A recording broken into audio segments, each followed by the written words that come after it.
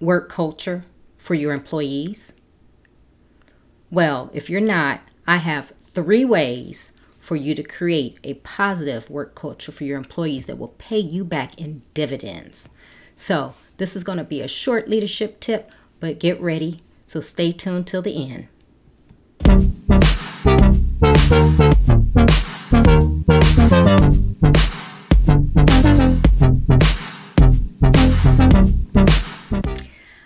Hi there.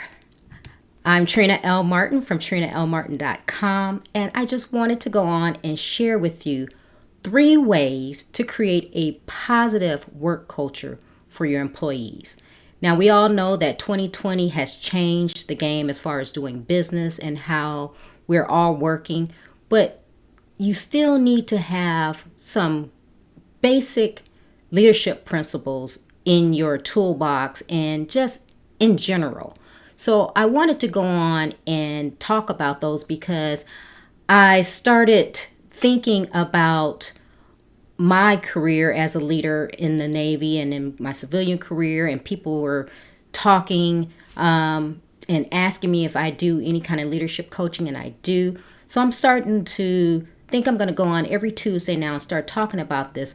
But here are the 3 ways that I see that you can create a positive work culture. So number 1, view your employees as assets. Okay, so a lot of companies, they think that their employees are expendable. They're disposable. So if I don't like you, I can get rid of you and there's another person who wants a job. Well, that's not the great attitude to take, okay? Because you invest so much in getting an employee and bringing them up to speed and having them work for you.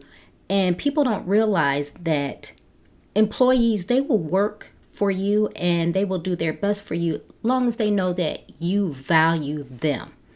And let me say that again. As leaders, you need to value your employees. So often we're caught up in the bottom line, the numbers, our customers, and those things are important. But your employees, you need to let them know that they matter, that they care, that they are assets. And without them, you wouldn't have your business and you wouldn't have the customers coming in like you want. So thank you, Dr. Viola, for tuning in. Thank you. I'm glad you're here to join me. But that's very important. So that's the number 1 thing that you want to do. You want to let your employees know that they are valuable, that they are assets, that they're not just a number, they're not just on the bottom line, and that they're expendable and that you can get rid of them anytime that you don't like them.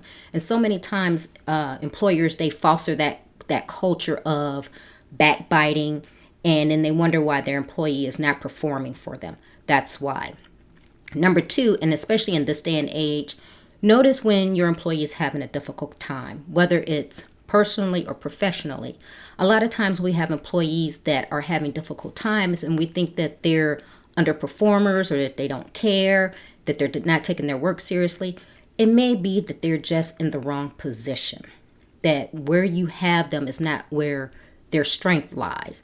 So a lot of times it takes just for you to understand that and to tap into that and move them to another area where they can be that high performer for you.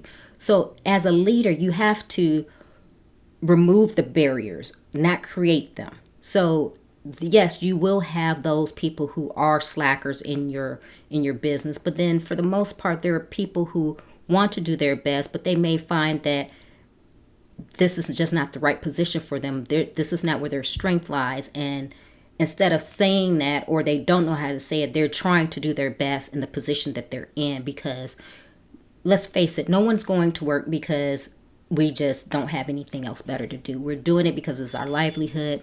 We want to provide for our family. And ultimately, people do want to have a job and do a good job and be well respected and have work that they can be proud of.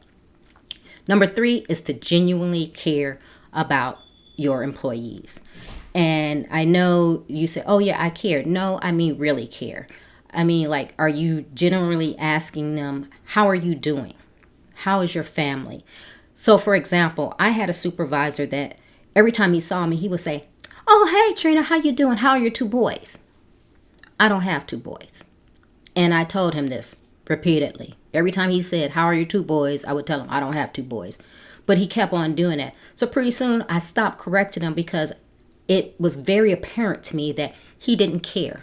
I didn't have two boys. He didn't care. He wasn't listening when I told him that I didn't have two boys. So my thing was, why do I continue? He doesn't care. So stop correcting him. And that let me know the kind of supervisor that he was. So if you really want to foster that positive culture and really get your employees working for you and able to be inspired and don't mind working for you and showing up for work their very best, these are the three things that you can do. Treat them as assets. Notice when they're having difficult times and genuinely care. And going back to the second one, as far as noticing when they're having a difficult time, in this day and age that we're having now with COVID and how things are going, you just don't know what people are going through. A lot of times people don't wear their emotions on their sleeves and they're not willing to share with any and everybody. But if you are the type of leader who is more in it for your people instead of yourself, you will notice if someone is acting differently or whatever. Because, unfortunately, if they're not sick or they don't have family members who are sick, they may feel that, okay, this is the end for them and they have no other alternatives. So you don't want to get to that point, and you don't want to get a call that one of your employees have taken their own lives. So be noticeable, be attentive, and see if they're having difficult times, and try to help them. Ask some questions and just let them know that you care and that you're there for them, even if they may not divulge what they're going through at first.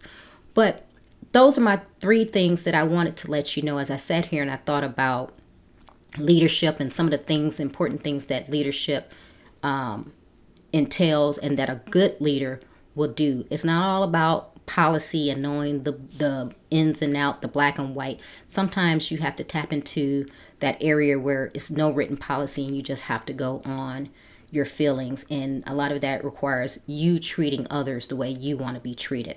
So if you want your employees to show up every day, be inspired, do their best, and work, invest in them and let them know that they are valuable and that they're assets and that they mean a lot to you. So until next Tuesday, I'm Trina L. Martin from trinalmartin.com. Stay tuned. Tune in next Tuesday.